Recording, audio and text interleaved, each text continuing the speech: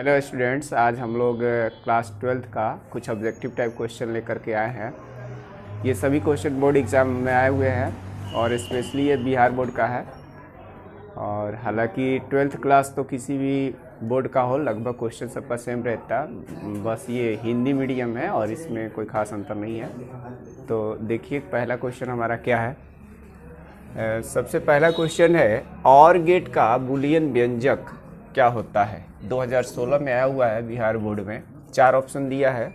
पहला option A दिया है a plus B equal to I, और दूसरा ऑप्शन दिया है b equal to A into B equal to I, और तीसरा है c equal to A bar equal to A, और चौथा है d equal to C into A B. तो हम लोग जानते हैं इसका सही ऑप्शन क्या है। Answer a plus B equal to Y. Next question है क्वेश्चन नंबर 2।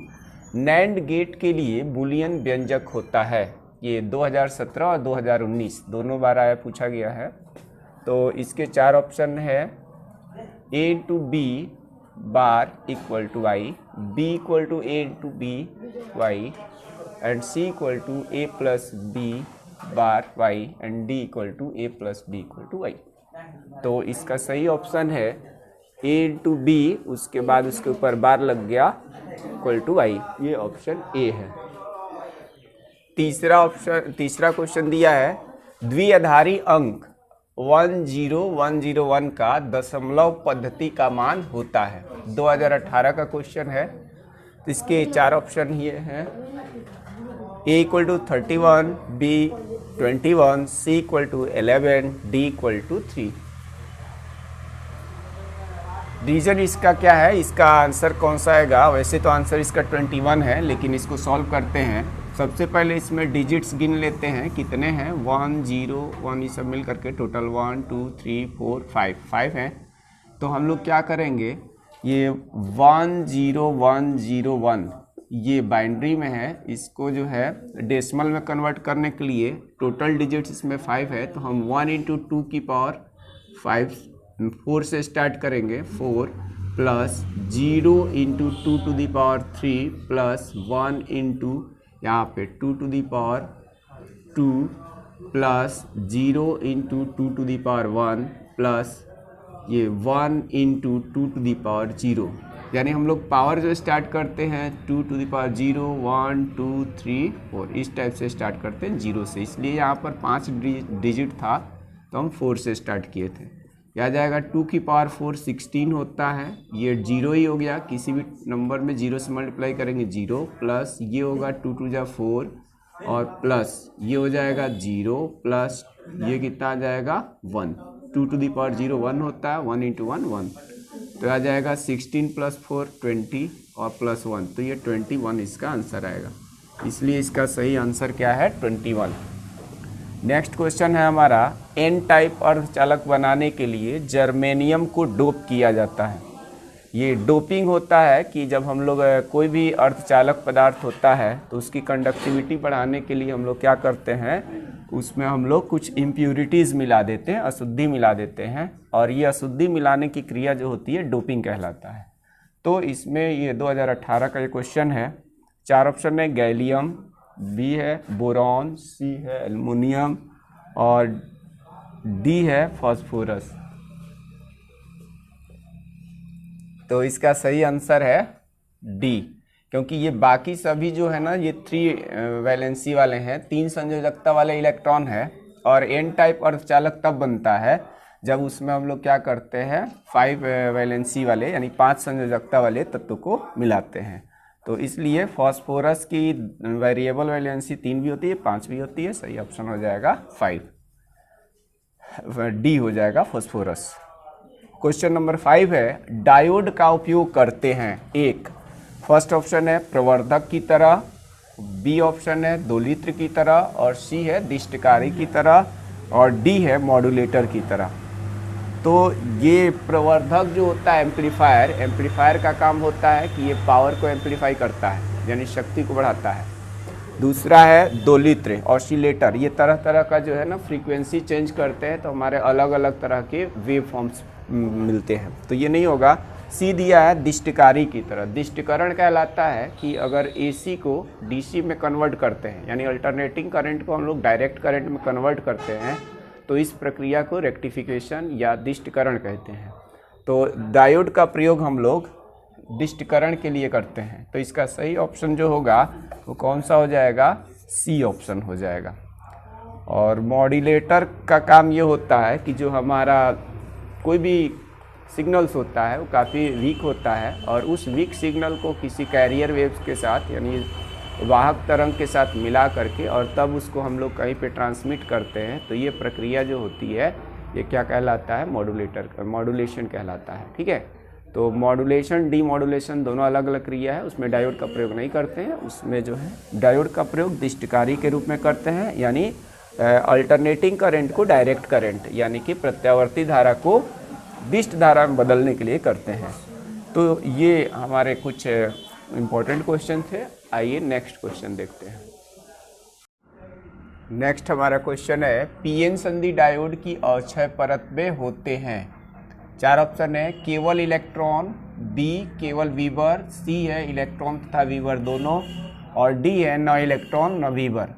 तो जो अक्षय परत होता है डिप्लीशन लेयर होता है, यहाँ पर जैसे कि एक हो गया पी टाइप सेमीकंडक्टर और एक हो गया एन टाइप सेमीकंडक्टर्स। पी में क्या होते हैं? सब होल्स होते हैं, और एन टाइप में क्या होते हैं? इलेक्ट्रॉन्स होते हैं। तो जब ये फॉरवर्ड बायस में जब जोड़े जाते हैं तो यहाँ पर क्या होता है कि ये जंक्शन के पास में यहाँ पर पी टाइप्स का होल और एन टाइप्स का जो इलेक्ट्रॉन्स होता है ये रिकम्बाइन हो जाता है, यानी ये आपस में न्यूट्रलाइज हो जाते हैं। तो न्यूट्रलाइज हो जाते हैं तो ये जो हमारा यहाँ पर एक से पी क्षेत्र में क्या बन जाता है, यहाँ पर ये निगेटिव आयन फॉर्म होता है जहाँ से होल जाता है, और जो इलेक्ट्रॉन्स एन क्षेत्र से पी टाइप में यानी जंक्शन को पार करके जाता है तो यहाँ पर पॉजिटिव आयन बन जाता है। ठीक है, तो इस तरह से यहाँ पर क्या बनता है, ये पॉजिटिव और निगेटिव आयन बनने की वजह से यहाँ पर एक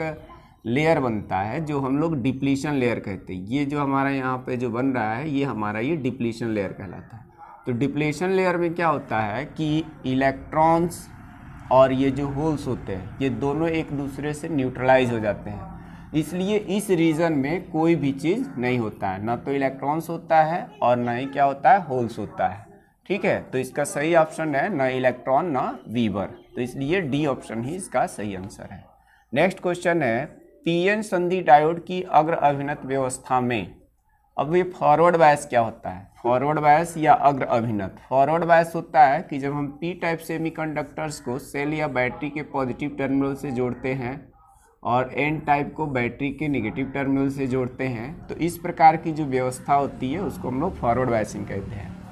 और जब हम पी टाइप सेमीकंडक्टर्स को बैटरी के ऋण ध्रुव से जोड़ते हैं और एन को पॉजिटिव से, तो उसको रिवर्स बायसिंग कहते हैं। तो यहाँ वही फॉरवर्ड बायसिंग यानी कि अग्र अभिनत है, अग्र अभिनत है। तो ये अग्र अभिनत क्या चीज़ है कि जब पी टर्मिनल को धन विभव पर तथा एन टर्मिनल को ऋण विभव पर जोड़ते हैं तो उसी को फॉरवर्ड बायसिंग कहते हैं। तो इसका सही ऑप्शन है ए, इसलिए आंसर ए हो गया।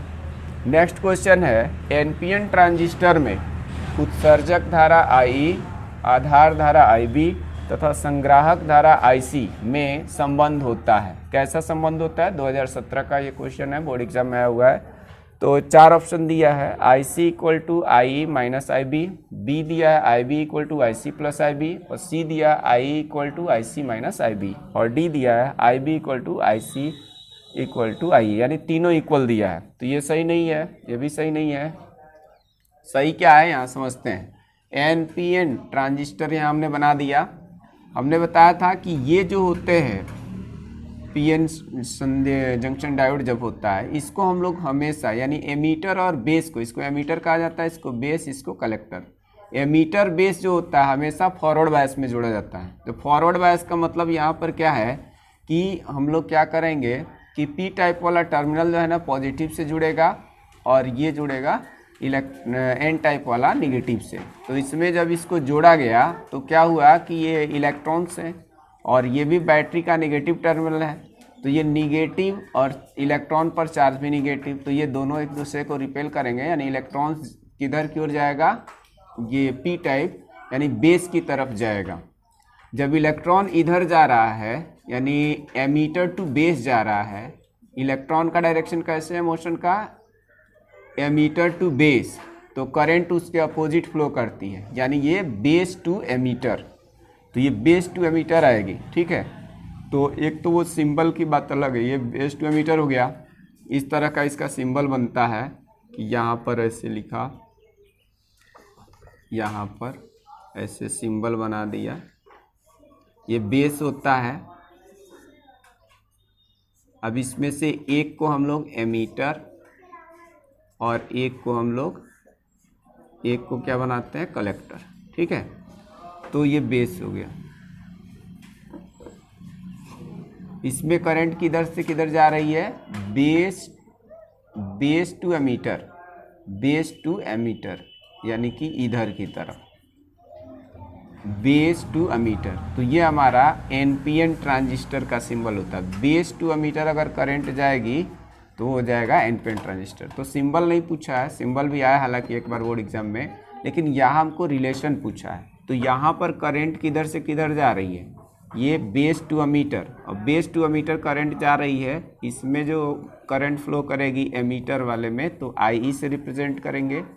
और ये आईसी में क्या होगा, जो प्रोटॉन इलेक्ट्रॉन्स होते हैं, इलेक्ट्रॉन्स इसमें भी ये इलेक्ट्रॉन्स ही होंगे, तो ये इलेक्ट्रॉन्स किधर की, ये रिवर्स्ड बायस में जुड़े जाते हैं, यानी ये प्लस है तो इधर की तरफ इलेक्ट्रॉन का जो मोशन होगा वो किधर की ओर होगा, इसमें इलेक्ट्रॉन्स जंक्शन से दूर भागेंगे, इससे ऐसे जाएगा। ठीक है, यानी इसमें इलेक्ट्रॉन्स अगर ऐसे आ रहा है, इस तरफ से आ रहा है, इलेक्ट्रॉन ऐसे आ रहा है, तो करंट इसके अपोजिट डायरेक्शन में फ्लो करेगी, यानी आईसी ऊपर होगा।